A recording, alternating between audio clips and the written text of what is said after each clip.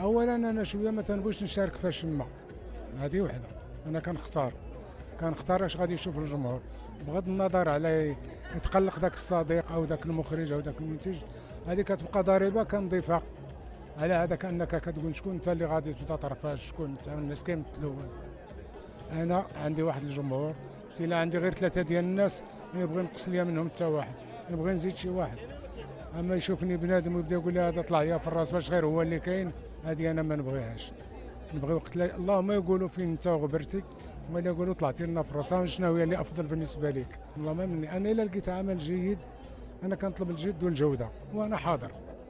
الثمن والله ما كنناقشوا بالله. شحال من مره تنقول لي انا شريت منك دوري، لانه هاد الدور غنتلاقى به مع الجمهور اللي كيطرح عليا هاد الاسئله كثيره. وبيني وبينك والله الا كنولي مضطر نجلس في الدار على هاد الاسئله، لانه ماشي الدور بيدي انا، الدور بالمخرجين والمنتجين وشركات الانتاج انا شويه يمكن ماشي دبلوماسي بحال شي ناس، يمكن ما كنلحش لي فلور، يمكن شويه اجوبه ديالي ما كتعجبهمش مواقفي.